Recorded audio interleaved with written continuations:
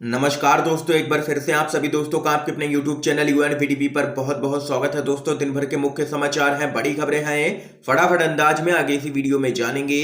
ये वो खबरें हैं जो गोदी मीडिया आप तक नहीं पहुंचाता है। तो वहीं दोस्तों, खबरों की तरफ चलने से पहले आप लोगों से एक छोटा सा निवेदन है कि अगर आप लोग भी यूपी के विधानसभा चुनाव में भाजपा की करारी हार होते हुए देखते हैं और एक सत्ता परिवर्तन की लहर को देखते हैं तो अभी इस वीडियो को लाइक कीजिएगा, चैनल को फ्री में सब्सक्राइब करके बेल के आइकन को जरूर दबाइएगा दोस्तों, और कमेंट बॉक्स में कमेंट कीजिएगा जय हिंद जय भारत। दरअसल दोस्तों, पहली बड़ी अपडेट आप लोगों को बताते चलें। यूपी चुनाव छठे चरण के लिए वोटिंग लगातार जारी है। इस बीच बस्ती में ईवीएम का तब रहा, सिर्फ एक ही बटन महाराजगंज में नंबर मैच नहीं कर रही है ईवीएम मशीन, समाजवादी पार्टी का गंभीर आरोप। जी हां दोस्तों, आप लोगों को बताते चलें, बस्ती जिले के बूथ संख्या 418 में ईवीएम खराब पाई गई है और वहीं जिसकी वजह से आधे घंटे से वोटिंग ठप पड़ी रही। और इसके साथ ही बस्ती जिले की रुधौली 309 के बूथ संख्या 518 पर ईवीएम मशीन खराब होने के कारण मतदान प्रभावित रहा।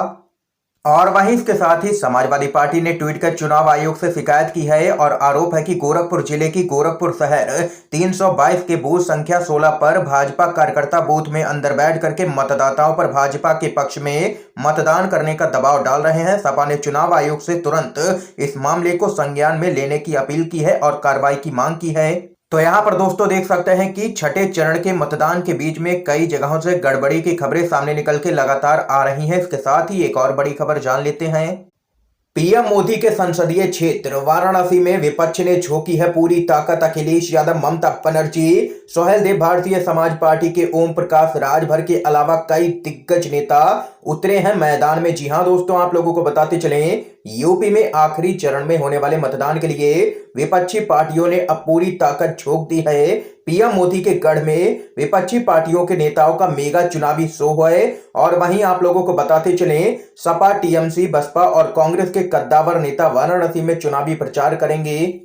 और वहीं इसके साथ ही आप लोगों को बताते चलें, समाजवादी पार्टी की तरफ से यहां पर वाराणसी में रोड शो किया जा रहा है, जिसमें ममता बनर्जी, सोहेल देव, भारतीय समाज पार्टी के अध्यक्ष ओम प्रकाश राजभर और कई दिग्गज नेता अखिलेश यादव के साथ यहां पर मौजूद हैं और यहां पर हजारों की संख्या में भीड़ भी नजर आ रही है। इसके साथ ही अखिलेश यादव ने इस रोड शो को लेकर के दावा किया है कि अभी तक उन्होंने जितने भी रोड शो किए हैं यूपी चुनाव में, वाराणसी में ये रोड शो अब तक का सबसे बड़ा रोड शो है। ये यहां पर दोस्तों देख सकते हैं, बड़ी खबर है, जिसके बाद भाजपा की नींद इस बार उड़ी हुई नजर आ रही है और वाराणसी में पिछली बार के मुकाबले तगड़ा झटका लग सकता है भाजपा को। इसके साथ ही अगली अपडेट की तरफ चलते हैं। यूपी में छठे चरण के लिए 10 जिलों की 57 सीटों पर वोटिंग लगातार जारी है। अब तक यहां पर आप लोगों को बताते चले, जो ताजा आंकड़े सामने निकल के आए हैं उसके अनुसार 50% से ज्यादा का मतदान संपन्न हो चुका है। और वहीं ताजा आंकड़ों के अनुसार सबसे ज्यादा अब तक यहां पर अंबेडकर नगर में वोटिंग देखने को मिली है और सबसे कम यहां पर बलिया में वोटिंग देखने को मिल रही है।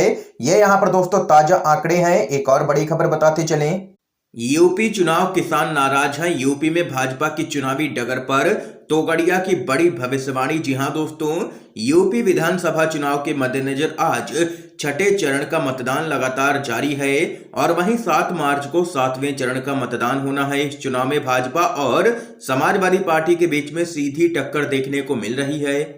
और वहीं इस बीच विश्व हिंदू परिषद के पूर्व अध्यक्ष प्रवीण तोगड़िया ने दावा किया है कि यूपी का ये चुनाव भाजपा के लिए कठिन है क्योंकि किसान नाराज हैं।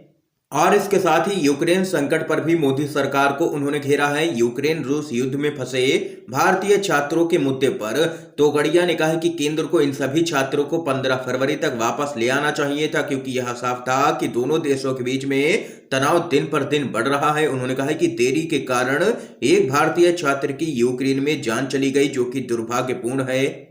और वहीं इसके साथ ही उनका कहना है कि इस बार के विधानसभा चुनाव में भाजपा की सत्ता में वापसी भी बहुत ही मुश्किल नजर आ रही है। ये यहां पर कहना है प्रवीण तोगड़िया का। एक और बड़ी खबर जान लेते हैं। यूपी चुनाव, राकेश टिकैत का बड़ा दावा, 10 मार्च को मतगणना में हो सकती है गड़बड़ी, किसानों से की है यह अपील। जी हां दोस्तों, मतगणना से ठीक पहले बीकेयू के प्रवक्ता राकेश टिकैत ने बड़ा ऐलान कर दिया है। आप लोगों को बताते चले, राकेश टिकैत ने 10 मार्च के एक दिन पहले से ही मतगणना स्थलों पर डेरा डालने की बात कही है। उन्होंने आगामी 9 मार्च को मतगणना स्थल पर ट्रैक्टर लेकर के डेरा जमाने का आह्वान किया है। उन्होंने कहा है कि रात्रि का इंतजाम करते हुए अपने कपड़े बिस्तर लेकर के लोग पहले ही यहां पर मतगणना स्थल पर पहुंच जाएं, क्योंकि 10 तारीख को तो उन्हें वहां तक जाने की भी अनुमति नहीं दी जाएगी। इसके साथ ही उन्होंने आशंका जताई है कि मतगणना में गड़बड़ी की जा सकती है, इसलिए इसको देखते हुए पूरी सतर्कता और तैयारी की आवश्यकता है, क्योंकि भाजपा का रिकॉर्ड ऐसा ही है, इस पर बिल्कुल भी रत्ती भर भी भरोसा नहीं किया जा सकता है। दो टूक कहना है राकेश टिकैत का। इस बीच अगली बड़ी खबर बताते चलें। यूपी चुनाव, वाराणसी में भाजपा को लगेगा बड़ा झटका। वाराणसी में किसान मोर्चा का बड़ा अभियान, किसान विरोधी बीजेपी को सजा दें, घर घर जाकर के बांट रहे हैं पर्चे। जी हां दोस्तों, यूपी चुनाव की हवा पूर्वांचल पहुंच चुकी है और इस दौरान विपक्षी दलों के साथ ही सिविल सोसाइटी के सदस्यों ने भी बीजेपी के खिलाफ मैदान में उतर करके यूपी से योगी सरकार की वापसी का अभियान शुरू कर दिया है। खास तौर से प्रधानमंत्री मोदी के निर्वाचन क्षेत्र वाराणसी में यह अभियान घर घर जाकर के चलाया जा रहा है। सिविल सोसाइटी के सदस्य, मानवाधिकार कार्यकर्ता और संयुक्त किसान मोर्चा ने बीते कई दिनों से वाराणसी में अपने अभियान को तेज किया है। यह लोग पर्चे बांट करके और आसपास के गांव में जाकर के बीजेपी के खिलाफ मतदान के लिए लोगों से अपील कर रहे हैं। हिंदी में लिखे पर्चों में किसानों की तकलीफों को सामने रखा गया है कि किस तरह मोदी सरकार ने साल भर तक किसानों को परेशान किया और चुनाव आते ही आखिरकार सरकार को अन्नदाता के सामने झुकते हुए तीनों ही कृषि कानूनों को वापस लेना पड़ा है।